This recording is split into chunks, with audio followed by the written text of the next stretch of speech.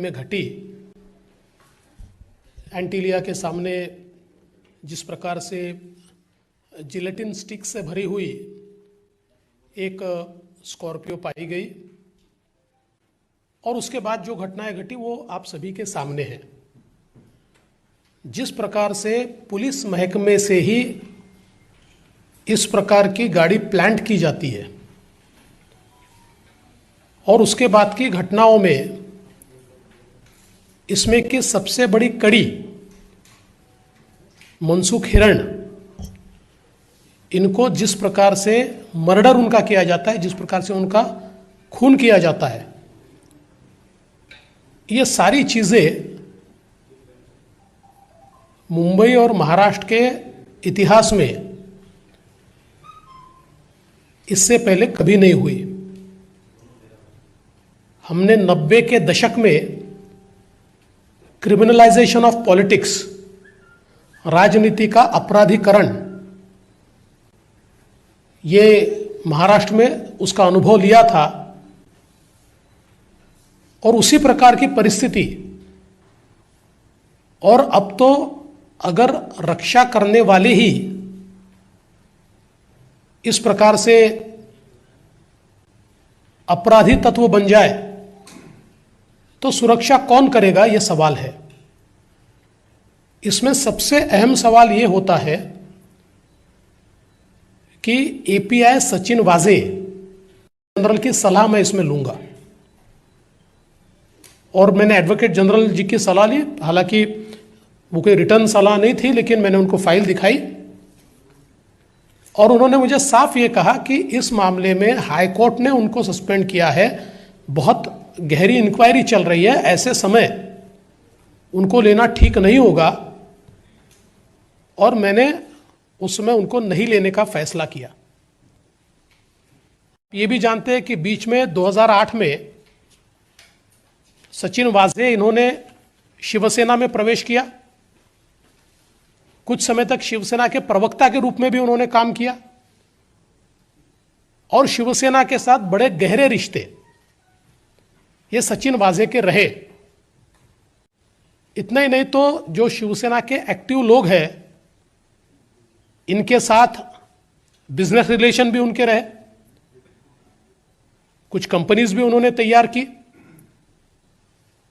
और 2020 में 19 के अंत में जब शिवसेना की सरकार, उद्धव ठाकरे जी की सरकार आई, तो फिर एक बार सचिन वाजे को वापस लाने का प्रयास शुरू हुआ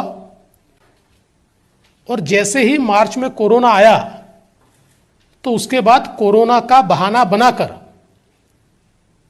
एक कमेटी तैयार हुई, रिव्यू कमेटी, और रिव्यू कमेटी ने बड़ा सिंपल सा उसमें लिख दिया कि चूंकि कोरोना में हमको अधिकारियों की आवश्यकता है, हमारे कई अधिकारी बीमार पड़ रहे हैं, इसलिए हम सचिन वाजे को वापस लेते हैं।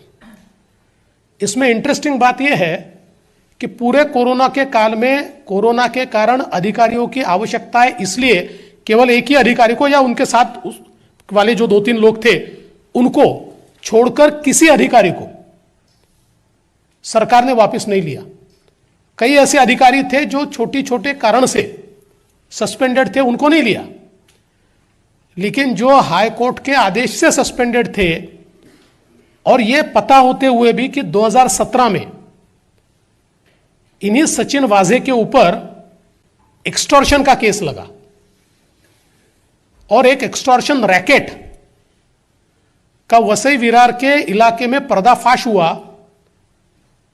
उस रैकेट में इनका नाम आया, इन्होंने एंटीसिपेटरी बेल उसमें ली और उसमें बिल्कुल रिकॉर्ड पर यह आया है कि इस रैकेट में यह और इनके एक और साथी ये बड़े एक्टिवली पार्टिसिपेट करते थे।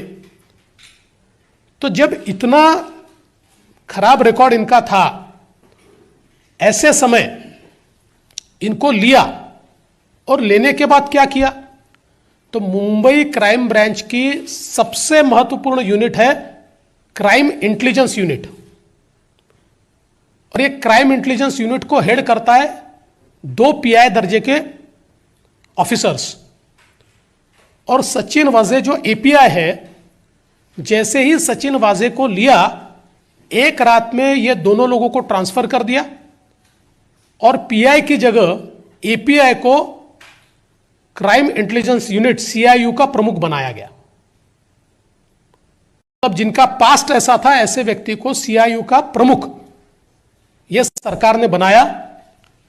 और उसके बाद आप देखिए, मुंबई में जितनी हाई प्रोफाइल केसेस हुई, जुरिस्डिक्शन किसका भी रहे, कोई भी जुरिस्डिक्शन रहा, तब भी वो केस सीआईयू के पास आती थी।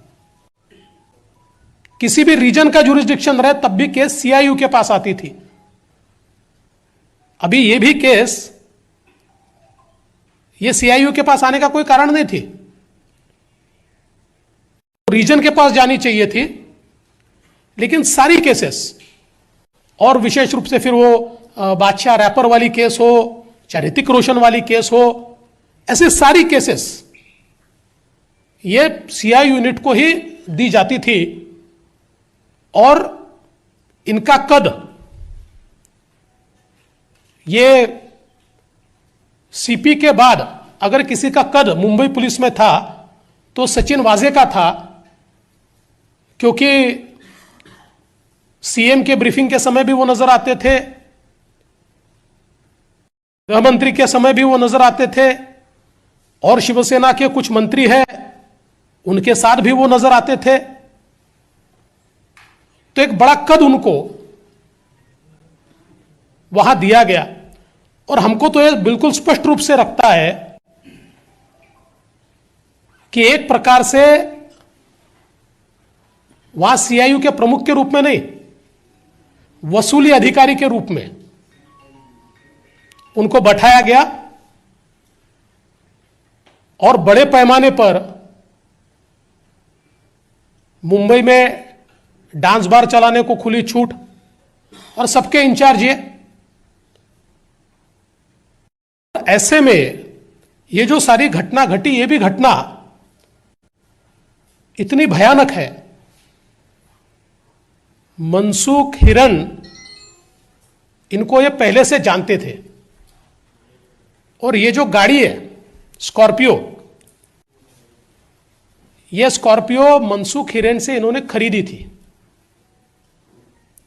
लेकिन पेमेंट नहीं किया था। और 4 महीने तक इनके पास ये गाड़ी थी, नवंबर से लेकर तो फरवरी तक।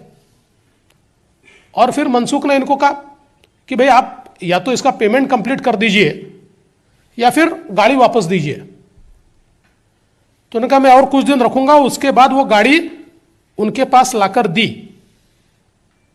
और फिर उनसे वापस वो गाड़ी मंगाई गई। जिस दिन ये गाड़ी मुलुंड में उन्होंने वहां पर जहां पार्क की उन्होंने, उस दिन आप देखिए, ये गाड़ी में अगर ये गाड़ी चोरी होती तो कहीं ना कहीं कोई टेम्परिंग होता, कोई दरवाजा जो लॉक है उसको खोला जाता, ऐसा कुछ नहीं था। क्योंकि जानकारी के अनुसार मनसुख को यह कहा गया था कि भाई वहां पार्क करो और चाबी लाकर हमको दो, और सीधे वो चाबी ये सचिन वाजे ने ली।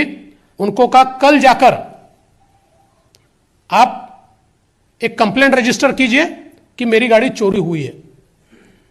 और वो जब कुर्ला पुलिस स्टेशन गए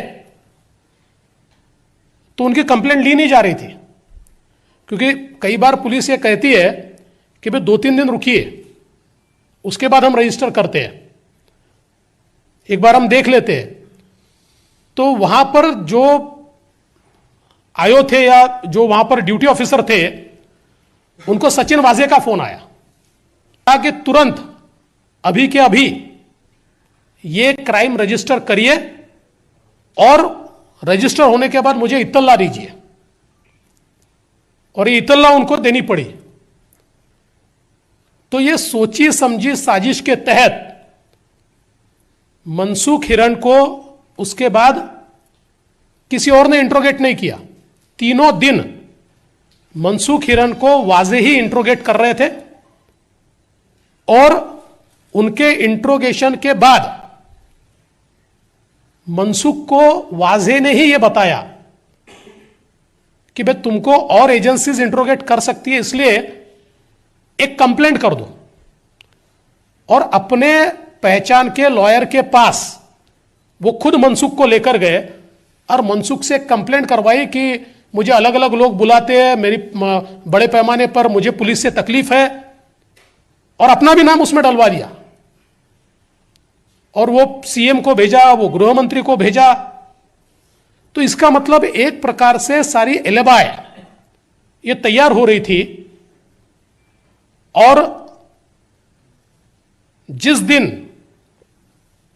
मनसुख को रात में एक फोन आया कि गावड़े ने आपको बुलाया है, और उनको जिस इलाके में बुलाया वो वही इलाका है जिस इलाके में सचिन वाजे के ऊपर एक्सटॉर्शन का केस लगा है।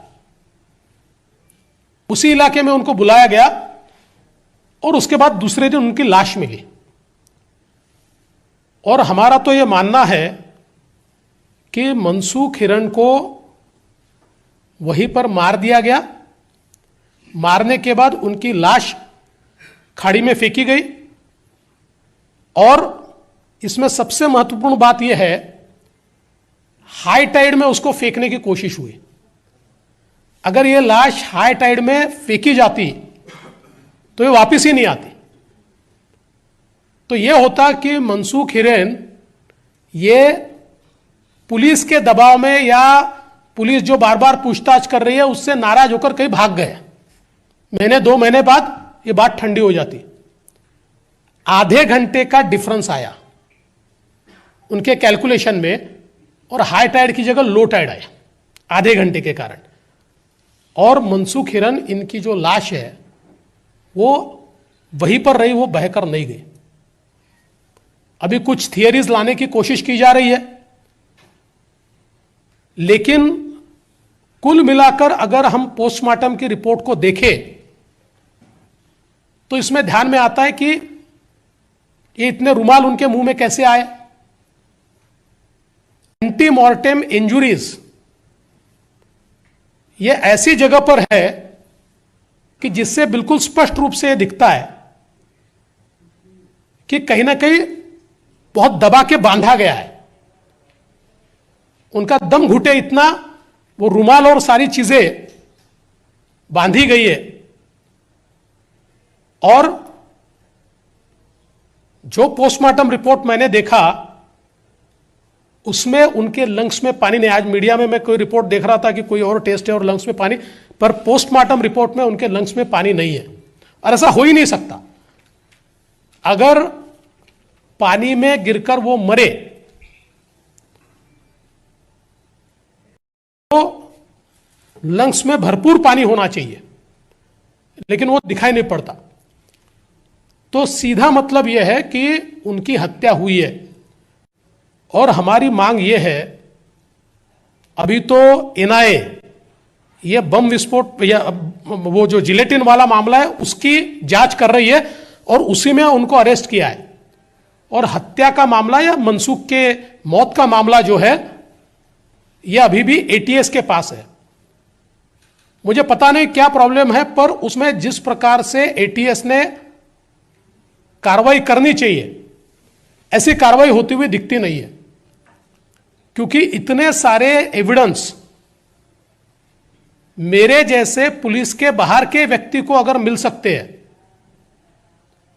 तो मैं दावे के साथ कहता हूं कि पुलिस के पास इससे ज्यादा एविडेंस है।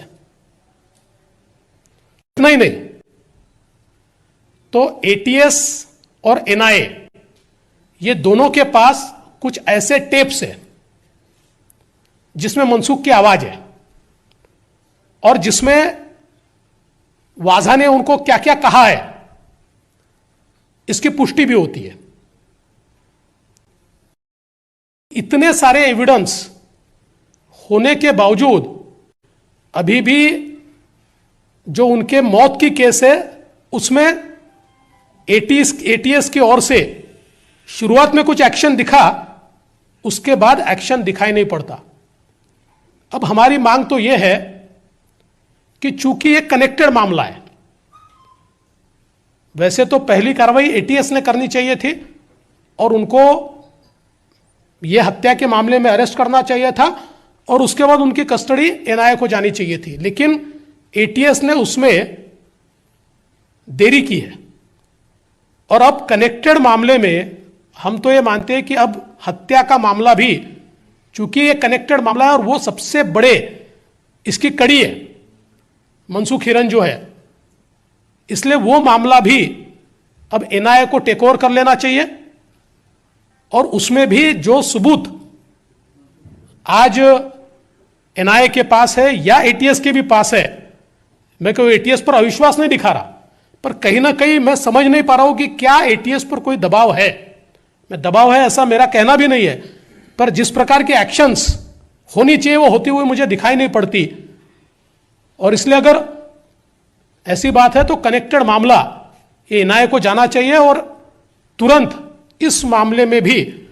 और मेरा मानना ऐसा है कि इस मामले में ये जो सारा घटनाक्रम है ये अकेले सचिन वाजे नहीं कर सकते, और इसलिए इसमें कौन कौन है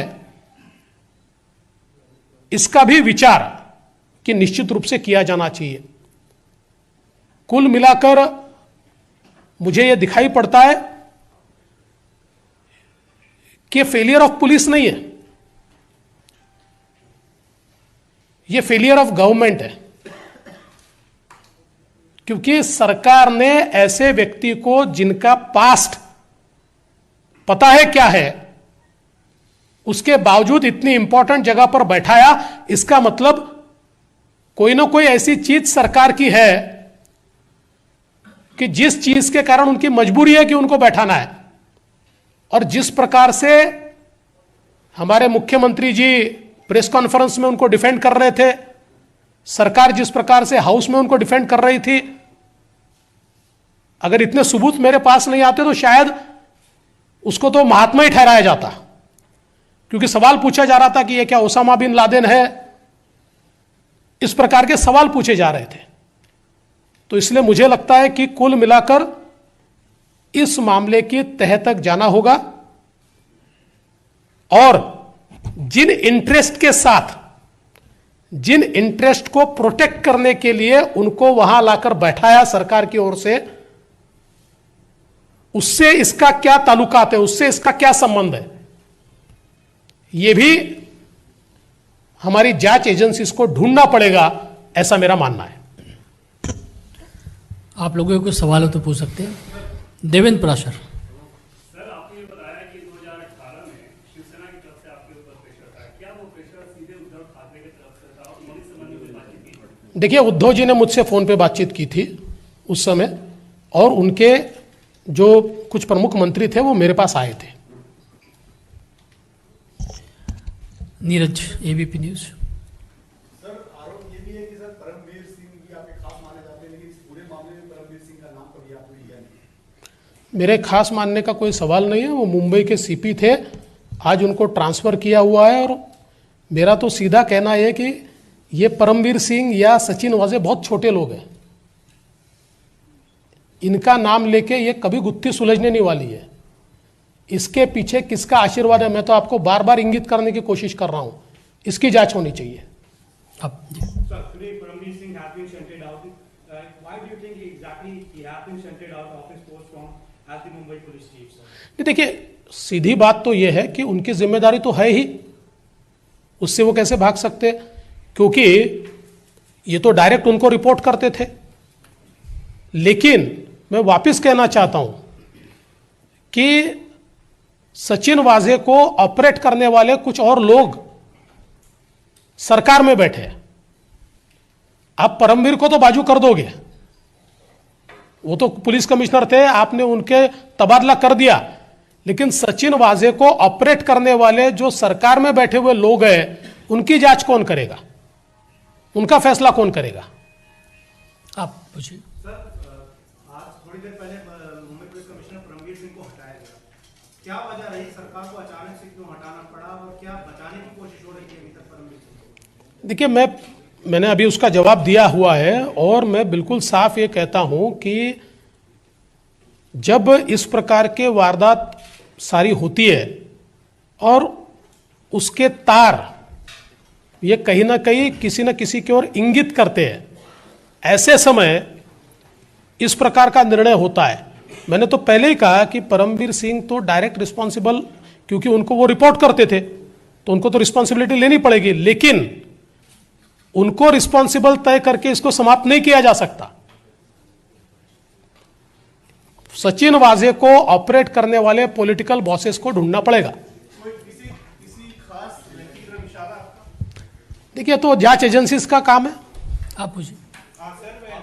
विनीत आपके पीछे। हाँ, आपने कहा कि ये जो घटना है फेलियर ऑफ पुलिस नहीं, फेलियर ऑफ गवर्नमेंट है। क्या आप नैतिकता के आधार पर इस्तीफा मांगते हैं मुख्यमंत्री को काटेगा? देखिए, मैंने इस्तीफा मांगने से थोड़ी वो देने वाले हैं।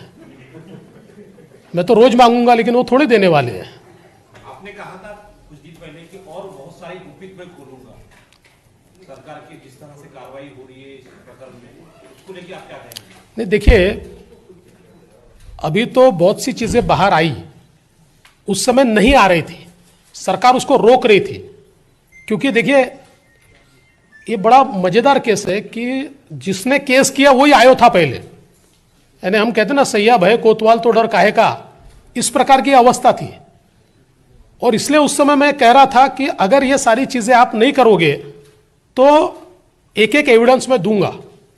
अभी फॉर्चुनेटली जो एविडेंस मेरे पास थे वो सारे एनआईए के पास है। एनआईए ने वो सारे एविडेंस अप्रिशिएट किए, उसके ऊपर कार्रवाई चल रही है।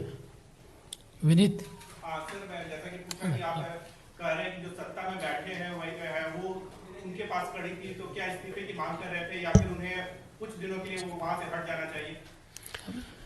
देखिए, मैंने वापस कहा कि ऐसी मांगे करके कोई फायदा नहीं है, ये लोग हटने भी वाले नहीं है। लेकिन मैं एनआईए से और जांच एजेंसियों से एक्सपेक्ट करता हूं कि भले ही कितना प्रेशर आए और कितने भी सरकार में किसी भी ओहदे पर बैठे हुए लोग हो, उन तक अगर ये कड़ी जाती है, सचिन वाजे के ऑपरेटर्स कौन है ये ढूंढ के निकालना ही पड़ेगा। आप जी। एक सवाल मेरा आपसे ये है कि आपने ये सचिन वाजे का पूरा करेक्टर बताया कि उनका किस तरह से सरकार के साथ वो नजदीकी रही। मैं आपसे ये जानना चाह रहा हूँ कि इस मामले में जिस तरह से एनटीडीए के बाहर से जिलेटिन की छड़ें मिली गाड़ी के अंदर, इसे आप कैसे देख रहे हैं कि एनटीडीए के बाहर विस्फोटक रखने का क्या मतलब है? क्या मकसद? देखिए, ये मकसद तो अभी ढूंढना ही पड़ेगा, ये तो एनआईए ढूंढेगा। चूंकि अब अपराधी मिला है तो मकसद भी मिलेगा। तो इसके ऊपर मैंने कुछ कहना तो ठीक नहीं है, लेकिन मुझे ऐसा लगता है कि कोई बहुत बड़ा संदेश देना चाहते थे, कोई स्टेटमेंट करना चाहते थे, और उस स्टेटमेंट के माध्यम से कोई ना कोई आगे की मंशा थी। ये यहां तक लिमिटेड नहीं था, कोई ना कोई इसके आगे की मंशा थी। क्योंकि एक जमाने में महाराष्ट्र में कुछ एनकाउंटर स्पेशलिस्ट का एक्सटॉर्शन रैकेट भी चला करता था, इस प्रकार का हमने सुना है। और किस प्रकार से वो उस समय एक्सटॉर्शन करते थे, इसकी कई कहानियां जो महाराष्ट्र से जुड़े हुए या हमारे जो महाराष्ट्र के पत्रकार यहां हैं, इनसे आप पूछ सकते हैं। इसलिए ये केवल जिलेटिन तक ये बात रुकती नहीं है, आगे मंशा तो पक्की है। आप एक आपके एमएलए नीतीश राणे जी ने भी आरोप किया है कि इसमें इन्वॉल्वमेंट उद्धव ठाकरे जी के रिलेटिव है और उनका नाम भी लिया है वरुण सरदेसाई है। तो ऐसे ही और कुछ इन्वॉल्वमेंट इनकी है क्या और उसके क्या एविडेंस है? और दूसरा सवाल, महाराष्ट्र कांग्रेस ने यह एलिगेशन किया है जो ब्लैक कार उसमें मिली है इस क्राइम सीन में, उसमें बीजेपी के कार्यकर्ता का भी हाथ है क्योंकि उसके साथ फोटो है। वो गाड़ी बीजेपी वाले की है। देखिए, पहले तो मैं पहले बता देता हूं कि कितना मूर्खतापूर्ण बयान है। इसका जवाब उसी समय दे दिया गया क्योंकि उस व्यक्ति ने बताया कि जिसकी कार थी जिसने बेची है वो उसका दोस्त है और दोनों ने मिलकर साथ में फोटो निकाला है। तो कम से कम इतनी तो अकल लगानी चाहिए कि जब हम कोई आरोप करते हैं तो कुछ पुष्टि भी उसकी कर लेनी चाहिए। लेकिन उनको इंटरेस्ट केवल आरोप करने में है और वो ऐसे मूर्खतापूर्ण आरोप हमेशा ही करते रहते हैं। उन्होंने पहली बार नहीं किया है, इसलिए उसका जवाब देना भी मैं मेरे लेवल का नहीं समझता। दूसरी, आपने जो क्या बात कही थी आपने, हाँ, आपने जो बात कही थी, देखिए उसमें नीतीश जी ने जो आरोप लगाए हैं, निश्चित रूप से कोई ना कोई विचार करके उन्होंने वो आरोप लगाए होंगे। मैं आज उसके ऊपर बोलूंगा नहीं, पर मैं इतना जरूर कह सकूं कि मुंबई में बेटिंग का जो रैकेट है, उस रैकेट के साथ कहीं ना कहीं सचिन वाजे या उनके साथ वाले लोगों की कोई ना कोई बातचीत चल रही थी। मेघा जी पूछिए। मेघा जी। Farmers, you just said that you were called from Uddhav देखना आते हैं। मैं सर इतना क्लैरिफाई करना चाहती हूँ कि उद्धव ठाकरे ने आपको फोन किया था for surgeon was it to be reinstated, is that correct? जी, 2018 में, वापस बोल देता हूं, 2018 में उद्धव जी ने भी मुझसे बात की थी और उनके मिनिस्टर्स भी मेरे पास आए थे और सचिनबाजी। महाराष्ट्र में होम मिनिस्ट्री एनसीबी के पास है, अनिल देशमुख होम मिनिस्टर है, क्या इनको अनिल देशमुख जी को इसके बारे में पूरी जानकारी थी या वो पूरे ब्लाइंड में थे, उनको अंधेरे में रखा गया था? नहीं, इसके बारे में तो वही बता सकते हैं, क्योंकि आज जो मैं न्यूज़ देख रहा हूं तो मेरे ध्यान में आया कि होम मिनिस्ट्री तो 3 लोग चला रहे, एक आदमी तो नहीं चला रहा है। आप पूछिए जी। Sir, the Aghadi is giving the various statement, varying statement is coming from all the 3 different parties who are in the government in Maharashtra. How do you analyze that and what is your read of that? जी जी, आपका क्या आकलन है, जो Aghadi group है, जो तीनों पार्टियां हैं, उनके वहां से अलग अलग स्टेटमेंट्स आ रही हैं, आपका क्या एनालिसिस है? देखिए, इनमें समन्वय तो है नहीं, लेकिन अभी सब लोग अपनी जान बचाना चाहते हैं, छुड़ाना चाहते हैं, एक दूसरे की ओर ब्लेम डालना चाहते हैं, और हमारा कोई संबंध नहीं है, ऐसा अपना संबंध उससे दूर रखना चाहते हैं। लेकिन कुल मिलाकर जिस प्रकार का कुशासन है, इसमें तो सारे पार्टनर है ही। जी दोबारा क्या? पूर्व मुख्यमंत्री रहे हुए हैं, बहुत सारे मामले के सबूत आपके पास है, आपके संज्ञान में है। क्या आपको लगता है कि मुख्यमंत्री उद्धव ठाकरे या मातोश्री के इन्वॉल्वमेंट के बिना ये संभव था? क्या उनका इन्वॉल्वमेंट देख रहे हैं? देखिए, मैं गृह मंत्री रहा हूं, इसलिए मैंने कोई भी चीज़ ये विचारपूर्वक कहनी चाहिए और सबूतों के आधार पर कहनी चाहिए, इसलिए मैं आज ये बात नहीं कहूँगा। चलिए, आप लोगों का बहुत बहुत धन्यवाद सबका।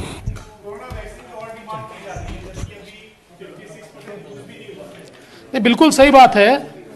अभी जो वैक्सीन दिया हुआ है उसका 56% वैक्सीन महाराष्ट्र ने इस्तेमाल नहीं किया है, और राजनीति की जा रही है कि हमारे को वैक्सीन कम दिया जाता है। पहले दिया हुआ वैक्सीन महाराष्ट्र ने यूज करना चाहिए।